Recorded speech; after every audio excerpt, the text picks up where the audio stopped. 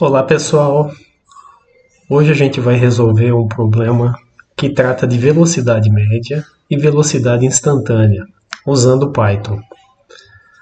Então vamos lá.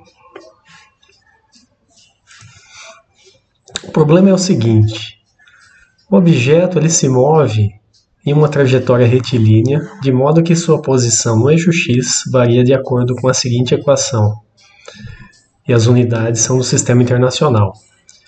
X igual a 2 vezes t menos 3t quadrado mais t ao cubo. E aí está pedindo a velocidade média, de 0 a 5 segundos, né? Nesse intervalo de tempo. A gente vai explorar esse problema um pouquinho mais. Então vamos lá. Comecei aqui definindo a função da posição. Então veja aqui, ó, x de t, né? Posição em função do tempo. 2 vezes t menos 3 vezes t elevado ao quadrado mais t elevado ao cubo. Vamos aqui definir então o tempo inicial, que é 0, e o tempo final, que é 5 segundos, ok? E eu vou pedir para mostrar, né? Então, print.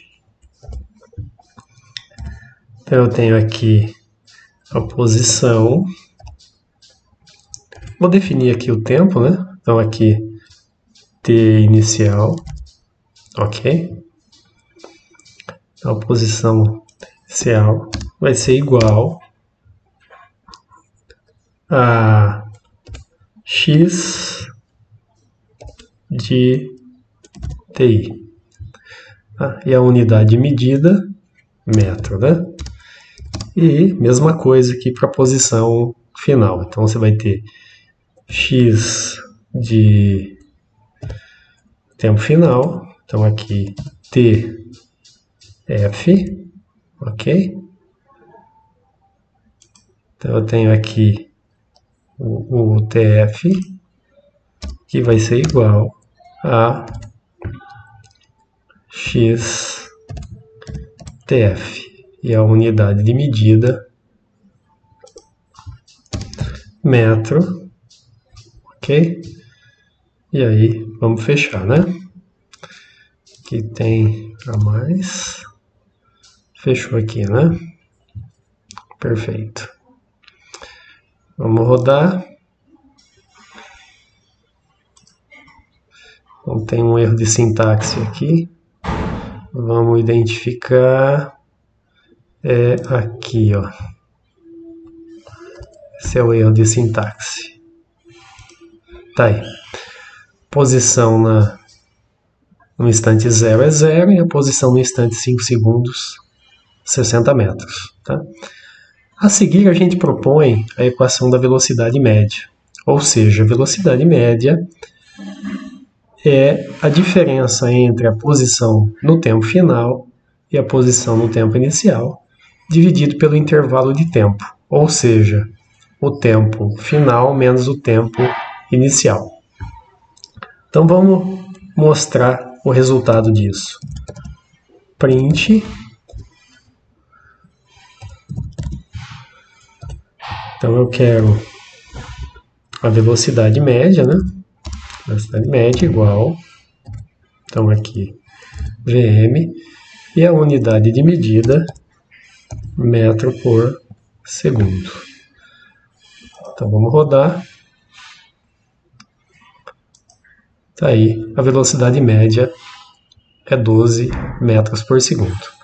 Então, basicamente, o problema terminou por aí, né? A vantagem de resolver o problema com o código Python é que você pode brincar um pouquinho com o problema, explorar um pouco mais, né?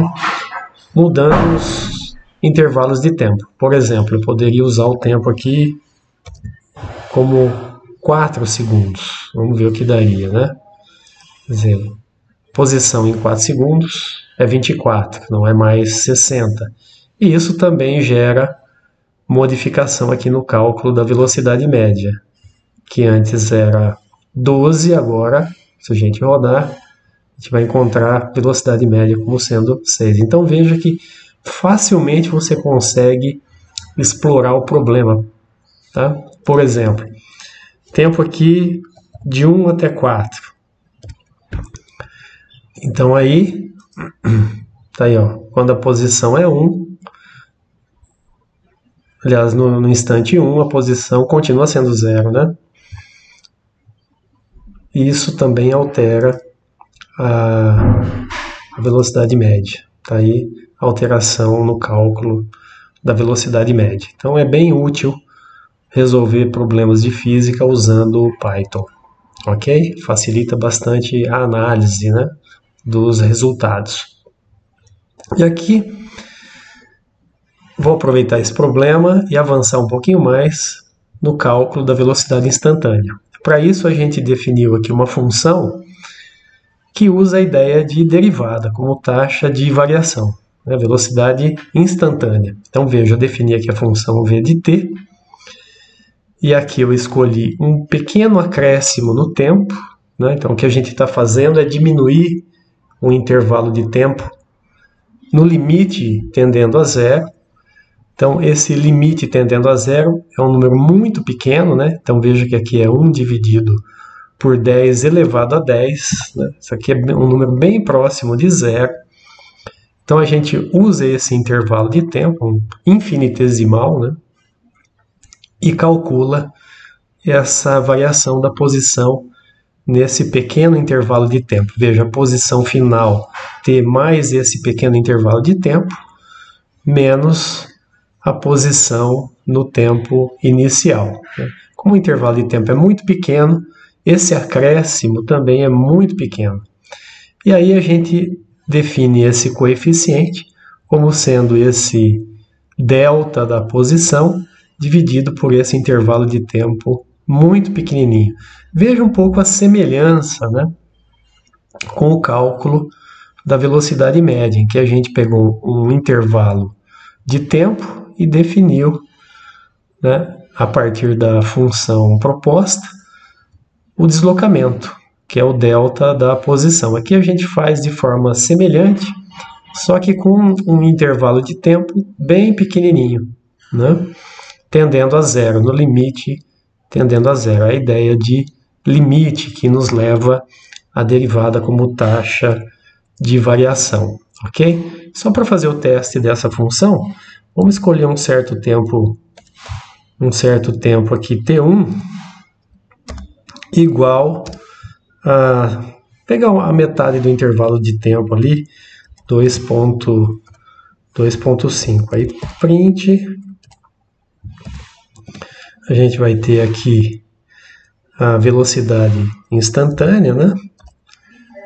No tempo t1, velocidade instantânea aqui no tempo t1 vai ser igual a, aqui a gente vai ter v no tempo t1, e a unidade de medida aqui é metro por segundo, porque é velocidade. Fecha aqui a aspa, né? E aí vamos rodar essa célula, vamos ver se deu certo. Tá aí a velocidade no instante 2,5 segundos.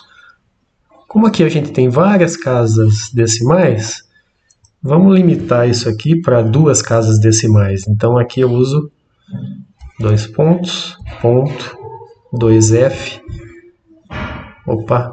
2F, isso limita para 2 casas decimais. Tá aí, ó, 5,75 aproximadamente, né?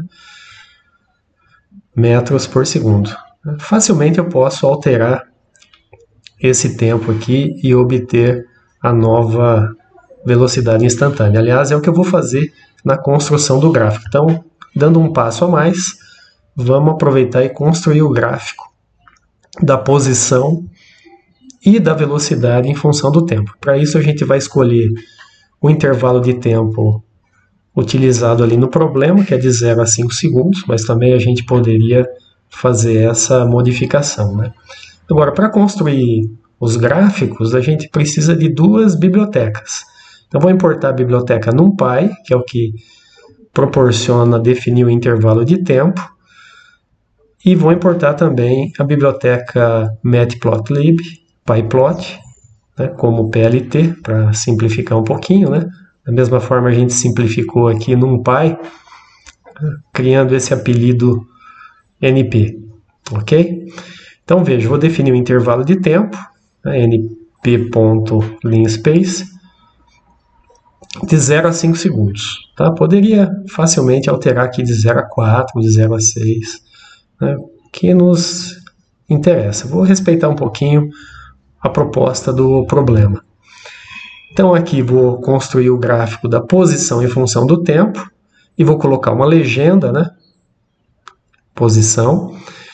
E também aqui, plt.plot, o gráfico da velocidade, colocando a legenda para a gente poder depois, no gráfico, identificar, tá? Qual é o da posição e qual é o da velocidade. Então aqui eu estou pedindo para mostrar a legenda, né? E aqui no eixo X a gente consegue colocar a legenda desse eixo, porque é o tempo e vale para os dois gráficos, né? Já não posso fazer isso para o eixo Y, porque como a gente vai usar no mesmo espaço dois gráficos, então ora é o gráfico da posição, ora é o gráfico da velocidade, então não dá para definir a legenda do eixo Y, mas do eixo X a gente pode, que é o tempo que vai variar de 0 até 5 segundos. E aqui eu estou pedindo para mostrar o gráfico, ok? Então vamos lá, vou rodar essa célula. Então está aí o gráfico da posição, que é em azul, e o gráfico da velocidade, que está em laranja, né? Então lembrem-se que o gráfico da posição é uma função de ordem 3, e o gráfico da velocidade é uma função de ordem 2, né?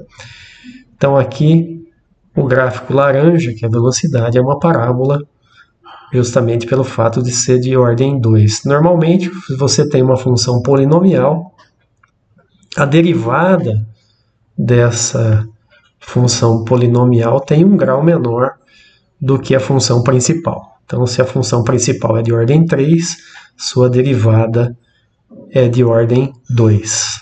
Tá? Então, está aqui a resolução do problema, tá? Desse problema, e a gente até explorou um pouco mais, calculando não só a velocidade média, mas a velocidade instantânea e os gráficos da posição e da velocidade também. Espero que você tenha gostado e até a próxima. Até mais. Abração.